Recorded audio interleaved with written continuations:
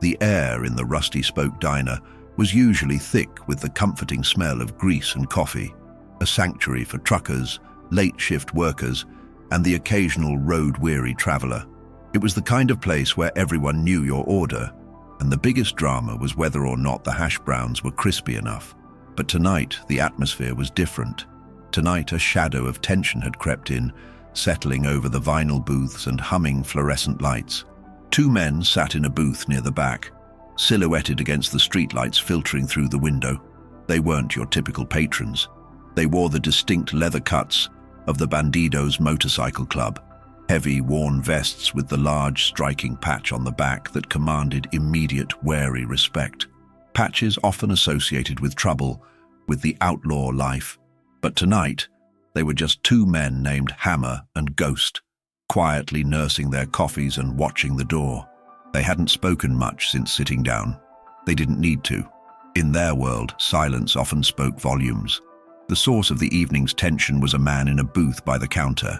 He was loud, slightly slurring his words, and clearly far too many drinks past the point of being a pleasant customer.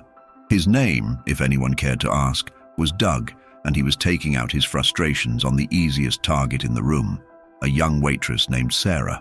Sarah was perhaps 20 years old, maybe a little older, working 2 jobs to put herself through nursing school. She was visibly exhausted, but she maintained a professional, forced smile. She moved with a quick, practiced efficiency, balancing plates and managing orders, dodging the casual, inappropriate comments that were unfortunately part of the job description. But Doug wasn't casual. He was venomous. "This coffee is lukewarm," Doug barked, his voice echoing too loudly in the half-empty diner. He slammed the mug down, causing coffee to splash over the rim and onto the pristine white tabletop. "Are you even paying attention, girl? You moving like you're half asleep. Get me a fresh one and make it fast this time. I ain't got all night to wait for lousy service from lousy help." Sarah flinched, her tired smile finally faltering. She reached for the mug, her movements stiff. "I'm so sorry, sir. I'll get you a fresh pot right away." "You'll do more than that," Doug sneered, leaning back in his booth with a look of smug entitlement. "You'll learn some respect. Where's your manager? I ought to have you fired. People like you don't belong here. You should be grateful you even have this job." The entire diner froze. The cook paused, flipping burgers. The trucker near the jukebox slowly turned his head. And in the back booth, Hammer and Ghost stopped pretending they weren't listening. Ghost, the younger of the two, clenched his jaw. Hammer, older, scars tracing lines across his face like maps of hard-won experience, simply sipped his coffee, his eyes never leaving the scene. But the intensity of his stare was palpable. The public perception of men like Hammer and Ghost is simple. They are the villains. They are the criminals, the ones who cause the trouble, the ones you cross the street to avoid. Society labels them as outlaws, devoid of decency or moral compass. But the men in the Bandidos MC, like so many others who live on the fringes, operate by a code that the straight world often fails to understand. Respect is currency, loyalty is law, and there is a deep, often fierce protective instinct for the defenseless, especially those struggling to make an honest living. Doug continued his tirade, oblivious to the shift in the room's energy. He wasn't just complaining about the coffee anymore. He was launching a personal attack, a humiliating verbal assault on a young woman who was simply trying to work. "I said move it!" Doug yelled, and this time he reached out and grabbed Sarah's wrist as she tried to take the spilled mug.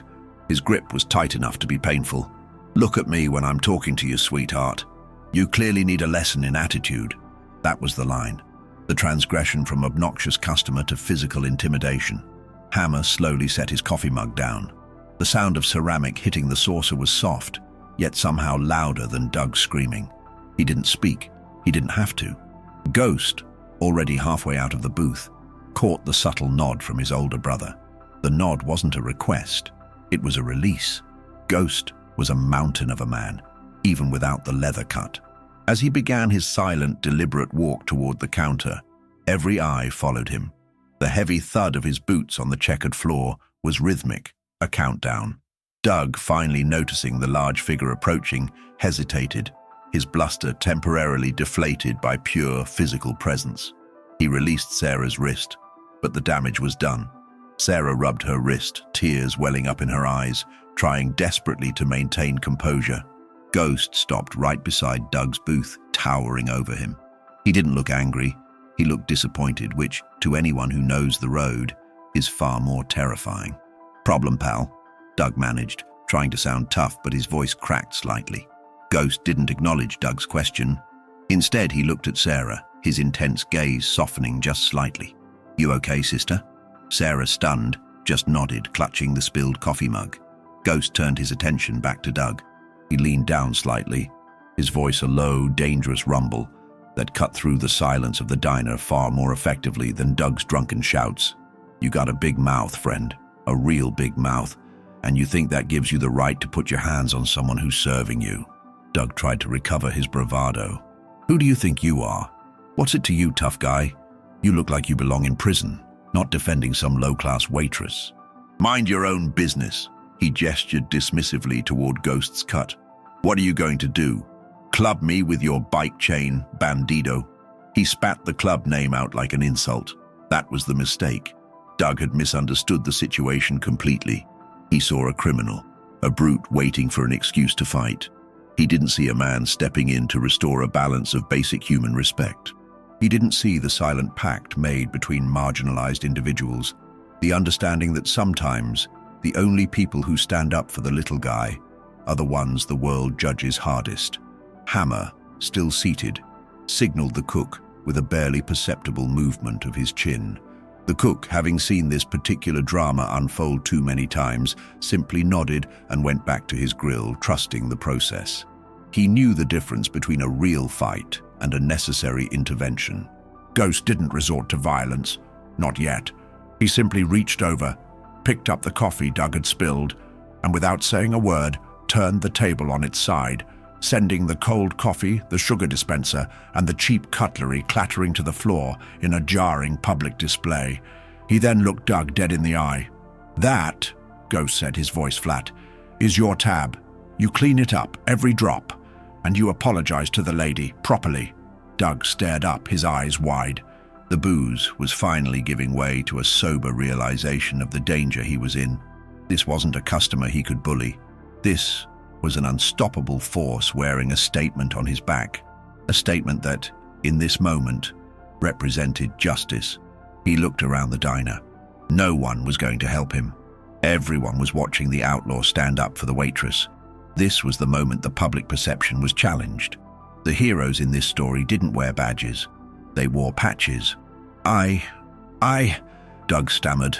"Now," Ghost insisted, his hand resting casually on the top of the booth, the leather creaking slightly. The threat was unspoken, but absolute. The silence in the rusty spoke diner was heavier now, charged with anticipation. It was a classic standoff, but with the roles completely inverted. The drunken bully, the supposed member of society, was cowering, and the supposed outlaws, the men on the fringes, were upholding a moral order. Doug, sputtering and sweating, finally understood the gravity of his situation. This was more than a confrontation. It was a demand for accountability delivered by men who lived by strict, unyielding rules. Ghost's presence was a physical wall, blocking Doug's escape and demanding compliance. Doug looked at the mess, the spilled coffee, the silverware, and then back up at the unmoving face of the Bandido. He knew with a certainty that only fear can bring, that refusing this request would lead to a far more unpleasant outcome. He began, shakily, to clean up the spilled liquid using a napkin he pulled from the dispenser. It was a pathetic sight. The former loudmouth reduced to wiping up his own mess under the cold gaze of the room. Sarah watched, still clutching her wrist, the tears slowly drying. She had been prepared for a confrontation where she would have to be the bigger person, swallow her pride, and apologize for something that wasn't her fault. She was prepared for the manager to come out and offer a half-hearted apology to Doug to keep the peace. She was not prepared for these two massive men, feared by the public, to risk their peace and their anonymity for her. Hammer, still at the back booth, watched the scene unfold with the detached air of a judge observing a verdict being carried out. When Doug had mostly finished wiping the table, he looked up at Ghost, desperate for a reprieve. I cleaned it, Doug mumbled, his arrogance entirely gone. Ghost's voice remained low, unhurried. That was step one. Step two. He gestured towards Sarah. The apology. And it better be sincere. She works hard. She deserves respect. She's putting herself through school. She doesn't need your tired, pathetic excuses for a life dumped on her. The depth of Ghost's knowledge about Sarah's situation, the nursing school, the hard work, was surprising. It revealed that he and Hammer hadn't just been observing the incident. They had been observing Sarah's struggle, the quiet dignity with which she conducted herself despite her exhaustion. The Outlaws, it turned out, were paying far closer attention to the real lives around them than the self-absorbed, respectable citizen. Doug turned to Sarah. His apology was forced, but under Ghost's unwavering gaze, it carried the necessary weight of admission. I'm sorry, Waitress, I was out of line. I had too much to drink. I apologize for yelling at you and for touching your arm. Sarah simply nodded, accepting the apology not as forgiveness, but as recognition of the wrong. Ghost gave another slow, deliberate look around the diner, making sure everyone understood the lesson. He then reached into the pocket of his jeans, pulled out a wad of bills, far more than the cost of Doug's coffee, and placed it on the counter near Sarah. "The check is covered," Ghost said to her, his voice softening once more, "and the extra is for your troubles. Get yourself something nice, sister. You earned it." He looked back at Doug. "You're done here. Get out. And don't come back." Doug, needing no second invitation, scrambled out of the booth and practically fled the diner, stumbling out the door and disappearing into the night. The door swung shut, leaving behind the sudden, overwhelming quiet. The cook went back to flipping burgers. The trucker returned to his meal. The tension broke, replaced by a quiet sense of communal vindication. Sarah approached Ghost and Hammer's booth, clutching the tips envelope she had just picked up. The money Ghost had left feeling heavy and significant. Her eyes were still red, but they held genuine gratitude now. I don't know how to thank you," she whispered, her voice choked with emotion. "You didn't have to do that." Hammer finally spoke, his voice a low, gravelly sound, surprisingly gentle. "Didn't have to. Maybe not by the law books, but we did by our code. Every man and woman scraping by, working honest, deserves a clean run. We don't stand for the strong picking on the weak, especially when they think their wallet gives them license to be garbage. It's the little things that keep the world turning, Sarah. Basic decency," Ghost added, a slight, almost imperceptible smile touching his lips. "The Bandidos have eyes everywhere, sister. Just remember that. And don't ever let someone disrespect you like that again. You tell them to call us." Sarah couldn't help but smile back. She looked at the two fearsome men in their colors, men the evening news would label as public enemies, and she saw protectors. She saw heroes. The narrative that society had forced upon them, the label of villain, crumbled in the face of their simple, powerful act of selfless kindness. In a world quick to judge the leather and the patch, they had proven that honor isn't about the job you hold or the uniform you wear. It's about the courage to stand up for the defenseless. It's about recognizing a moment of true injustice and being willing to step into the fray, even if you're the last person anyone expects to see play the part of the Good Samaritan. As Sarah walked back to the counter, her step was lighter, her exhaustion momentarily forgotten, replaced by a surge of empowerment. She had been rescued, not by the police, not by the manager, but by two men the world called outlaws. They were the silent guardians of the road, the unexpected defenders of the working class, proving that sometimes the true heroes are found riding outside the lines. Hammer and Ghost finished their coffee, paid their bill, and nodded to Sarah. Their mission, a simple restoration of dignity, was complete. They stood up, their cuts creaking, and walked out of the rusty-spoke diner, merging into the anonymity of the night. The rumble of their Harleys starting up outside was the only sound, a powerful, reassuring chorus signaling the departure of the evening's unlikely saviors. The story of the Bandidos MC, the outlaws who were really the good guys, just gained another legend.